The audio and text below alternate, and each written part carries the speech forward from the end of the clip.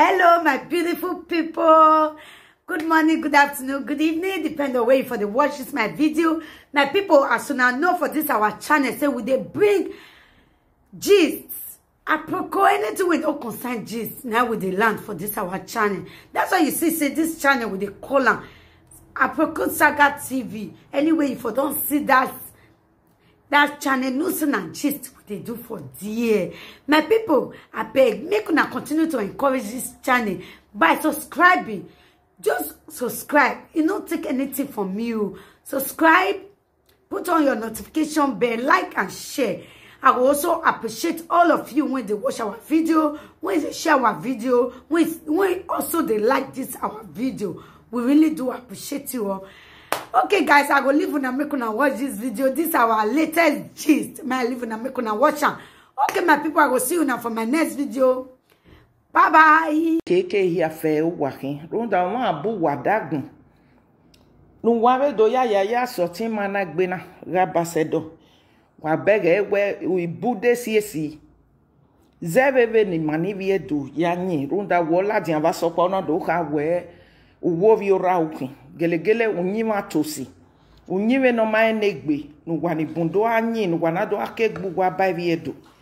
Meso ado kakabo wena gwalo totu wage keke no wakeri no rozeve we vene okeke unyiwe si na ya enmani viedo ogo uji veni viedo gele ya nyi udesiesi udagbon no do abu wa ude no ma etirie oya wemiese oya nyagbon na siesi siesi no do abu wai e wana he gbovo wana ho lele kedere ade no iya wu mo hu ero vie bo doni nia iju o karunda mo iju no makoko ese mo iju no makoko ese runda wa we e mato saloboa tabeme be social media na runda we na social media ge ye jata o me mata hi o me mata gedegbe wakin Wa ewe runda ware social media ugbe we emi okagba ki wa ho wa wetu wazi tunwe ho we o ma komagiro no etindo ibu wadagbon wari zebe we amakoku waseni no emi nutabe bani o makameka Mr. Roland Dekoy wa runda emi no magi wani bunwe igbovo obungbe wagbona na gijeve dene nana oge do bungbe emi hia fe egene emena yadre na ya homiewe osi eni nata gelegele memagwa kan akedo miewe gwa gme ebeni rire from traditional Benin Traditional Council wajoviere ya waga na hiane emi kemi no gi sunu wugwegwa be nu waya ka ho wane presenters so waga iranto edokpa nana imie because I could still remember when a Benin Traditional Council yama egme mi kemi no kan zona wane presenters so o ma be di Murphy when the Murphy gi information gwa iwu waga ranto edokpa. Cause it make it do where a Benin Traditional Council young man we no ya kind any investigation ya we na suspend e benike la dia here okay kegwari we make it hon nuwa udame omena oga we no ma keke emi here fe ni atagina ni ona gele ai mata nando ya miewe odo dere veni anani we the investigation ne ya do miewe oriagbe ba bogo maniji ben wena isotegwa we riabe enikau bosi ye na kena kwa wo ma veri oni ba bowa eji wa imaka weti de bai zeveven waka ya atai kuweke unogbe subscriber di Murphy oka mo ladian makedo mi o news the letter. All right, so from Benin Traditional Council Venu wagi ya emi no sunu gwe gwani ye. Wama ya gwale mi no sunu va so rock. Iya takiani ya we Buhari ogireva. Wama ya wu investigation. Vevana ya ede Buhari yini yekin. Kege ade. Emi kemi no sunu na ya dole Nigeria yi. White guankani. White guankani. Bera megwai. Emegwai. Uma begege emegwai ni waju huntai dokba. Oga eru wa biju wage nyagwai ni. No. Zebebe ni taide ban. Ebeni la diane meke don emi no sunu. And during that time it was still investigation until they now said they find him guilty. Nagido aje vedene na yake do huenia. We be very on it do ma hiata. When again newe do wano kwa o wano kwa ge wa Thailand. Mejaji do ma na koma na wi ave gwa kan. We mi na ma ho hie ken gwa be di mo figi na information when se mi go ye we ke Frank Victor oge gwa uwa rato edokpa igwa kan o mana na kana ni abenu we ne se mi no ye we na no ya titi yare ovan ku we ke Frank Victor ke meme mi ede wo pia no iwa ladian ona do amwe do rovie mu ku edo hia rovie imwe ka mo barovie ime mi ode mede wo o ma be go pani ya ka we wa ge mi wo si egbo ni o ma ko ma no mu dia na yare ato na do ni no mu dia we iye gwale odeko de no la mo egwa no edo ni vene wana ewe va mi osiologo ma yuwa gbe o ma very oni akwo egbera wa o ko ma wa pe ma ku efu wa to edo no ba ye ni no so pa ve deserve ni tade ban igbovo o ge do bun gberun de social media no rena venu wa ge ja information na Wama bega we mi na ni agwe o makuya e makema no gido have information e mi kemi o ke no sunu ke no masunu igiwa ne presenters wu garantoy when you ever find the guilty na he can as well appeal don't magi do to oge yo egbe o cause oge bungbe wu no one presenters Buhari reva wamaya gwalebe na ya dole Nigeria ye no pa iladian ri o to gbo o ti gbo yan ma dole yo eri Eko yan ma dole yo eri ono na kono na yan ma dole yo ven wana gwa mana dole Nigeria jine governor paro no etin ladian wetin yan do we magic in the whole of that Nigeria Buhari nu wa ya gugun wa ya zole mi no sunu wa so rock wa do any Wagazu of a social media. So as I'm saying, a maso ative bama oge, where o woman, wa yeti bovek buwage, or makekan, or ladian do abu de kekan. To su when you wa, when no wa we deji no go kweana. Ko beni yang o a de no. Teme no defwa. Sa weto bude no do ya rovie dadoge no do ya rovie aron pa wa yeti gbo vema very oni he gbo volele yan do atale mi ni yan ma oye yan igbe ihia ama igbe ma ni re awe ke very oni so no ma so waro ni accused wrongly all because of jealousy igwe wage o mana o ukpo no na ze va we keve ni ana iya tin do atalo ogelele hia do you understand and the investigation with Nigeria ni no sabwa pa omudia na wavo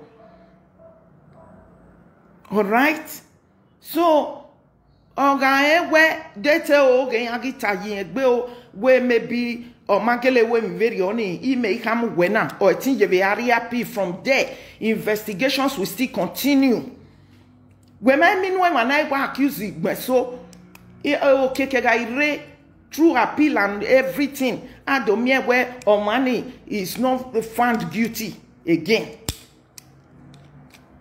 Sokma ona yebe ya jeberi oni wo we mi na na here fe. Ma wame every right. Na ya espele o na ve pe ma ku e to e do ni. To e do no ba ye ni. No. No azu o ve vani. And me no see ni na we no de go egun. De ogere Roland de ko na mega ago akan. When Eddie Murphy we no pa no ro doge Frank Victor ke wu we no ro when we ge ni ya igu we kon by me na emi no kan go o ma kan wa nene ko wa ya gwa lo to temi bribery corruption o ga gbu wa hu wa ya no tane wa give you mu wa Frank Victor ye mera o giera o ka giariva o ya gwa lo to te bribery corruption no wo regwa o ke do mo la ti social media nu wa gi do ya mo no ma gboto na gon hia for ugwe social media na do pa o me gwa u ga he bribery corruption ni abo regwa ni giera giegbewe no ya gwa le mi no bribery corruption va we ke am any right un don wa ya mo gbugwa gboto for ga ma ni vie do the social media na mi egwen so ga latin ni ma negbe wugun ya iyan do ijunu ya Italy tatato yo ni an to ya mi no ma fo vedene nana erun do we wa ge ti gbe emi no ma o why mi me wo de dan de media me ma we mi no ma gba de o ma koma no nyime no ma da gwani da tone doni enika o ga jogwe yakpolo mani ogwe hin o to doni re runda do magbe do ma me no ya waku wa ho nu gwa gwe nu gwa do igwe nu gwa Mr. Frank Erabo no why secretary why kagin ya hulokwa eri ono na wono na nu wado amogin a rovie kinye ogin ka mo ba hia fe ke gwa no edoni we na titi e bon ke we ona ke do deba we wona ge Frank Victor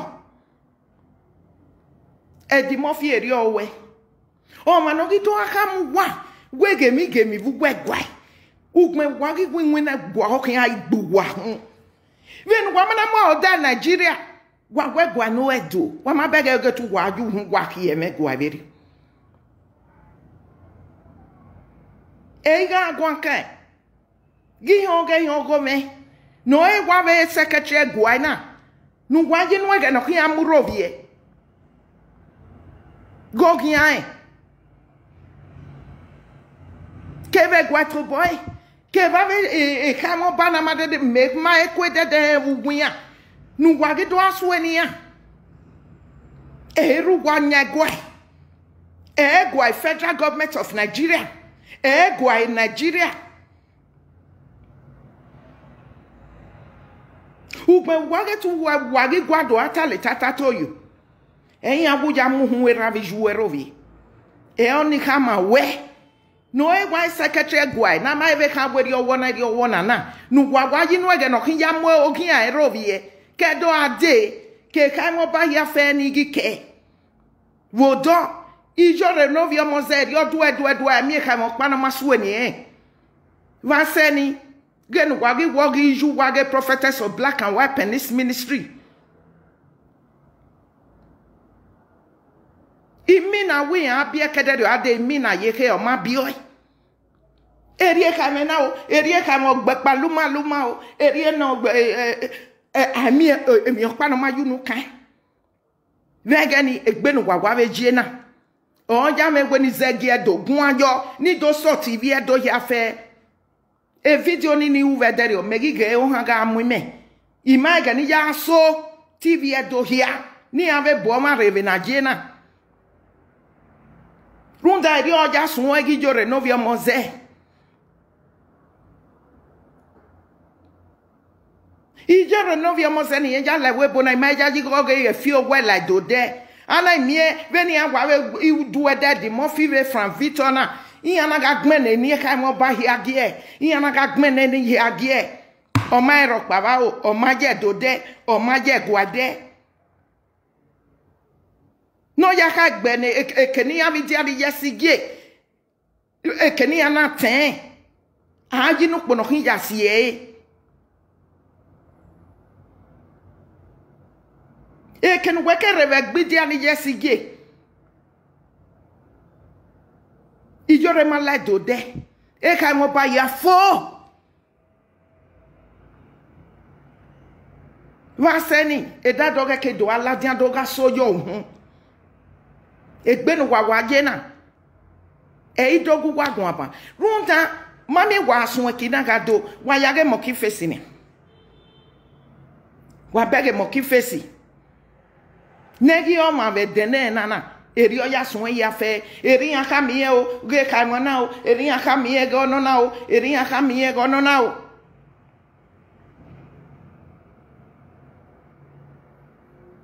no gi do aje ve dene nana ge mo ki fesi egi e no ragbon na egi e no re mi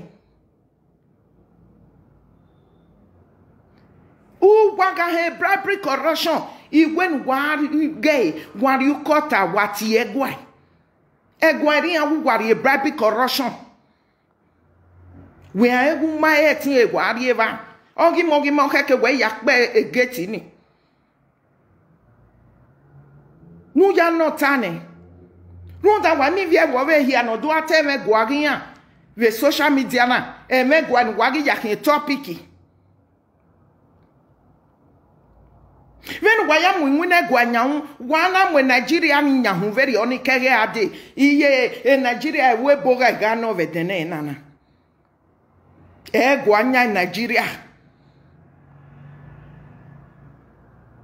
wa gwe no la mare onu gote bien weni ha we ma bi ogo no ni fo ama igwo ma mi me do aka we iye umagidori ogo me Iju we no bi we ye no makoku eseni. Me majaji ku gweri ogo ni go pa ni ju ede yen ke do gu ama igwe mo ken do a I ke respect wo bowe. Wo sun we mi na hia fe. Nu ya mi e wo bi jo re no vi omo so nu wo iju we. Ki kin e ke di mofi e hia ke do da de ba wana. Runda me mani ni leji je ko ni amiema tave me hwagi atai na bado ya kagi mo me magbe emi no gi kan wi me e o ima onu do kageti ma wo kan e doni o wa mi e wo na ya mi e wo no je ve do ami e wo no je ve do hie ona gi kan ve do ni me ma onu we do kage gu samarita me hi wi me ma Wa so eiga agwa kaibeba imajo ni yakage ti support iya ka enegweri owe ana mie ni agwe uina ni odogin na okay iye ga egweri egele we otin we area p otin further the case until they will get the truth of the matter. Eri ose be ma deba omo ho no na waka we omana omo ho no in fact omana gele wa we omana no omane no we mi dai no wo ho eno me ma deba we ma very oni hie de me de na wa e jo ma dan awo mana ma dai no me deba wo ma verio ama igwo ma no gwe ni do nyunyi me no ma gba onyi me no ma keke daibo ni mekere otu edo no baye ni nana mie aiga bu wade wa onu wado atoge iya gwe hi afe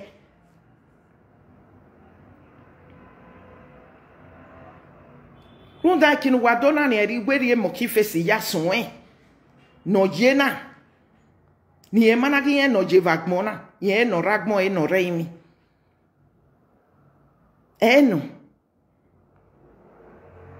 wa e boke boni awuti e wodo o ye semino ji ewe uhun ewuka iju no makoko ewuka gena gbon fi no wo yen je 50 cent ya ha se madam oho oge no mama e 50 cent in we here the newspaper e we ya ha se madam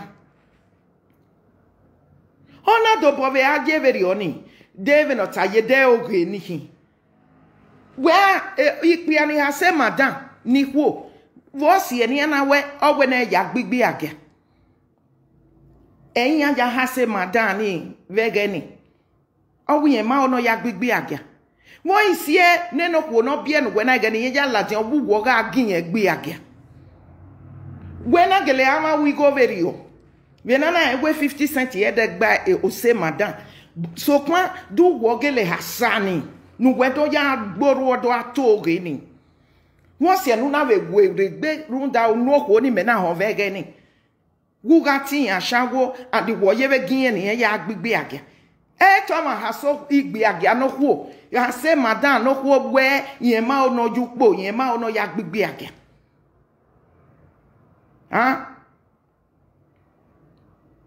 so eno esemigo je gwe gwangagwe emegwa ni hian giwa na biegbe o ka wo imana ni do agugwa gun gemi emi ni amami eve gwa hie ni gido atalo e ma wa maga ka gwa lo to teni aga ka gwa lo to toni ime de na social media wa do se do egbe egwa ni karoto no edoni na ya buedo migodo ga de no egwa oja leleri bando mi egwa nungwana kugwa gime mi ove nugwa gita gbera inwine egwa emi nesu no ye onugwa ina ka ho wa tani ni esa wetu wa gwa temese unu wetu wa do temi no ka gwa wa gwa ta wa so gwa ya amweru gwa biju wa rovie wa ya mu ho ge ogie ka mo ba hi arovie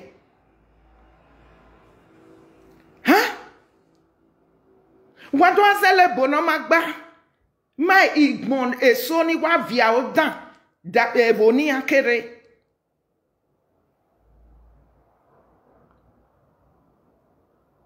la wogo orunda emina na kesunu ijere asokpa ina hame emisero lande ko ina woteme meni ya ho bene dimofi ya sueni we ukugba kege hi have a live video ina we mi no dede je me hie comedian ejo ina we la ho imami no kan we kan wa me mi kemi la ho emi no gido ya kan we kan dimofi na nu la ho nu bi egbe ne zeve mi ya ho bo sueni we oye ni we ya go a live video ikama va so pa beri oni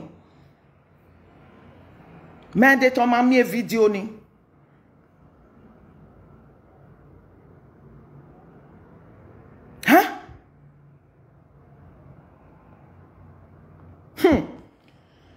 so eno ukmeme gwa ni bun gwa we me gwa na kan gi wa na begbe iwo ko wa kenika o ha mwe oriri gbe ko we e mani gwa we gwa wa gbene ni ya wo we tu wa do ya we live video igugu we mi amen gwa gwa lo kian emi we agu we ho we gbian o ma nota ugma bu gwa gigun inwine gwa mwe ata severi oni na ga ga teme gwa hie be social media na ruda wa mi egwu vie wo be hia fe erin adoe wa ke ba pa wa igwe wonu wa kere usangi edo e oragi edo nu wa do ya iwu onu wa muhu gwari ya ge do no ba je ni hie so I know Eya kamo oti manana akedo miegwe minana dosunu na. Ge Mr. Roland Ekoi. Wena gejeve ama no relate dagwani. Wo wogi do akame Dimofi. Ido akame Frank Victor. Ido akame ahia. We wage tu wugba voma koma wugwe gwa. Emi kemi nogi sununu wakoma waboma koma. Wugwa gijeve awe ma very oninia. Why jero ogo keke amiwe no ne. We wage hiave dosunu da wadokpa. Wage ami otu wadokpa. Kema ni give you information are werin yesi ke gwa. Kemi no sunu no masunu. No give you again yana gave live video presenter sina. Why yegbese o. Why yegbese ogo to anko ele. Ogave vegbu wahia dokpa. Enika o evie. Enika o no tornado yen evie.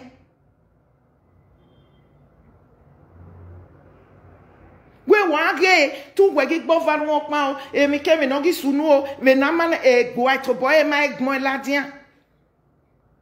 We emi na okeke don ma ko ma give mi na gun kan. We wogi o mani no idu avio na a live video presenter si na. Ni age do ya egwegwe when I win can go at any live video iye do ya mo ogin ka mo ba ya rovie iye do ya mo ogin egwa rovie ugwe mo ga do no ma very o ugwe mo ga gwa no ma very o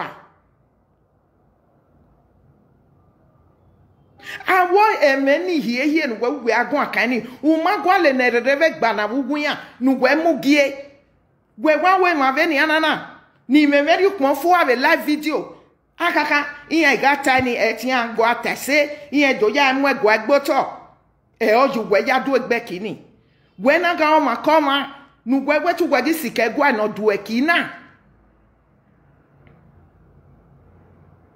wa hia wagi rambo invo e je to beni ka oke via o da wa ni nwine gwa na gbugwa igba igbogban wari agbonse ino tunda eru gwa biju gwa nyagwa eri odo ati ebo no mede yes cause ika neya kiye kefosa owo mu megberagbe vederio wa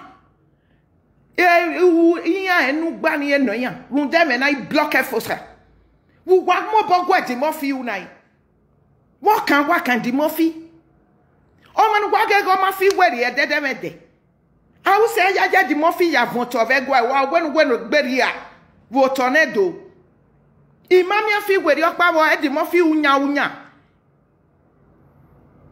Dimofi na do ki omunu egwa wugwe social media Dimofi mami unu ya agwe Buhari gwan wugwa gi gwe una egbe mveri oni omu imo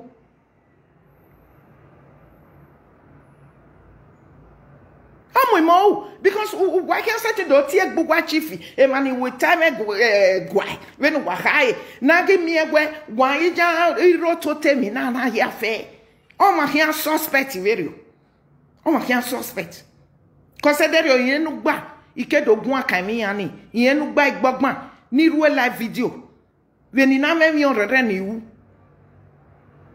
so o ma kan koma eno ina mi owo dedan wo den we mu dia yige man we ando yariano we can say o man o ni em moto ne ni em wedo gboto na gi miegwe o se me no gba kian ma wo man na gi gba kian for what iku wa ya ku gbe ni wa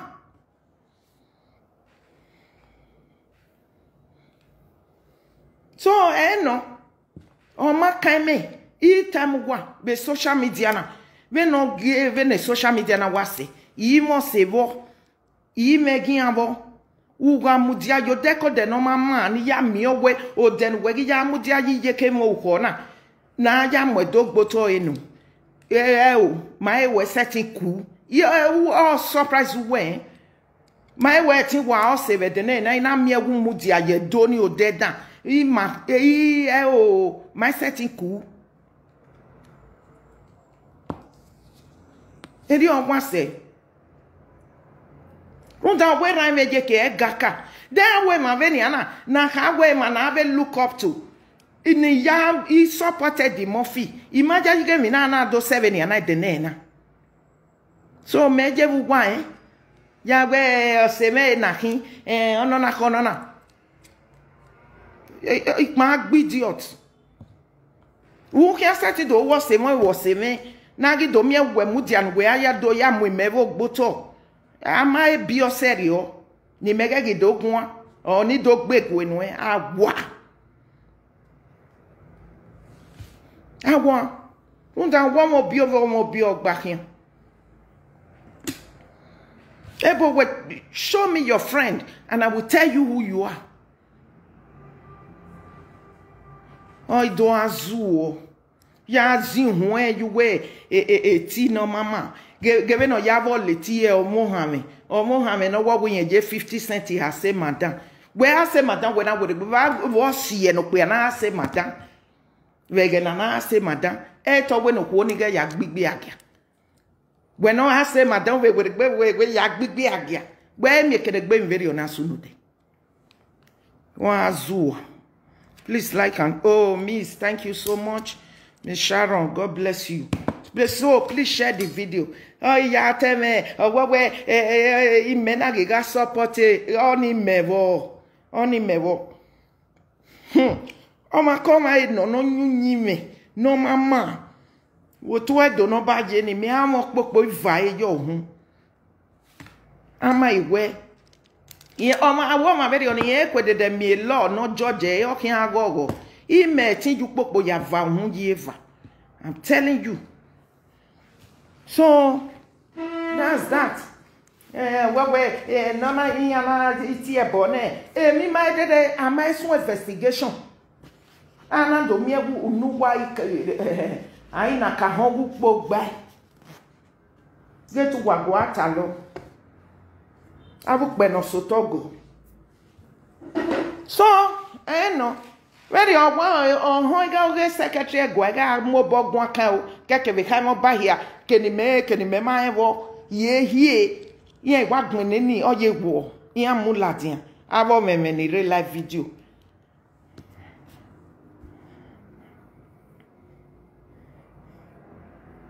Oh, thank you, Roland. May our ancestors guide and protect you for fighting for our land and always standing for what is right. Who say my brother was Susabo Adeba Wahia?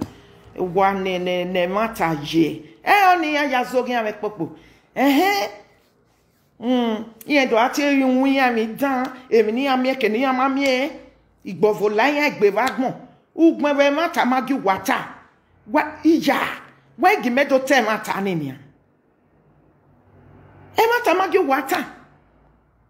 Oh ladian ogidi nukpo no kini wa ya okwe na no social media na ga basedo ibudagmo ibude siesi ibude no we awari e wo etin ya nyagmo na se no wa do abuni wa ho kon elele wa wa kan gi mi a o no kan do ya we emi no ma wo ya fe a wo se wa le lo bo kan wo wa ze mo gen rovie okwa magi ge no ya ladian ave live video. Wunda wate waga zedwani ni live video presenter ma we wege ladian.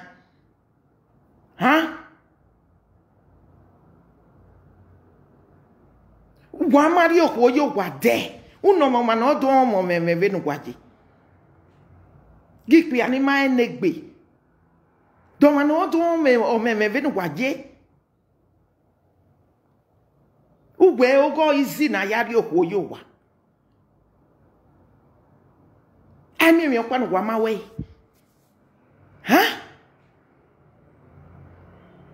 Okwa ogi ladian ni ona gele lelu wa bo.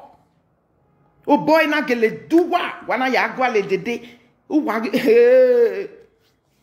ugwa ori ukpogo kwa ho. Ugwa we be nu wa do ameme ni ma hia o jeverio. Ma hia ma respect na rie ne gbo mana. Even when setting one me who one away, why oh wegele money.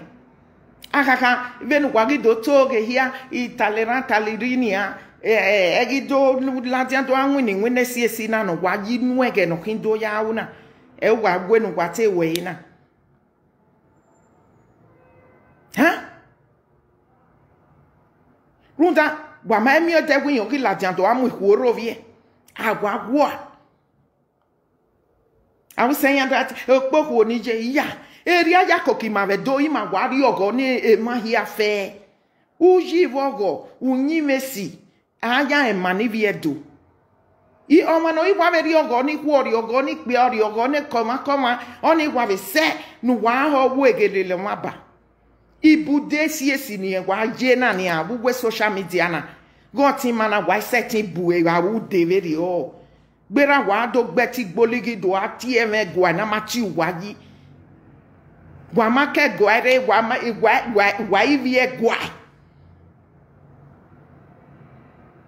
gwa make gbo bare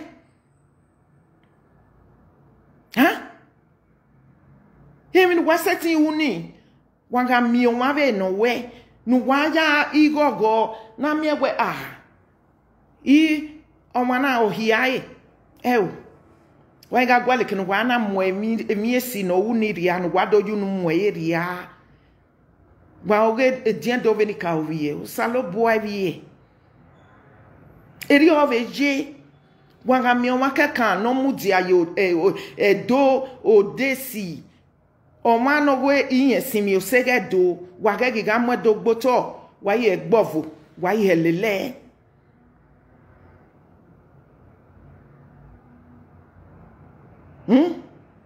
zebe mata no wani wata be me o sege do no wani simini igbovo ila wagbe wa iho wege wa iho popo wa iho lelu hunwa wagbon. They are a bunch of lunatics.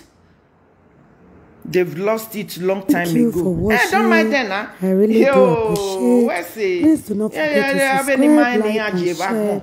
Always put on your notification bell so that anytime I upload, you will be the first to be notified. See you all in my next video. Bye-bye. Huh? Why one we where do here, Ladian? Ben wagi useva seni me Ladian va soni e doni nangiga go. Ina giga so TV e do here wabure. Me okia me maemi nigiga wedo. Kunza akaro kuona me tie igbunu yo. Wahwe me magi agade me ya ge video ni na we je me mo wa we video na be. Me magi e me giga talo. What girlfriend me maja go wadi o waja.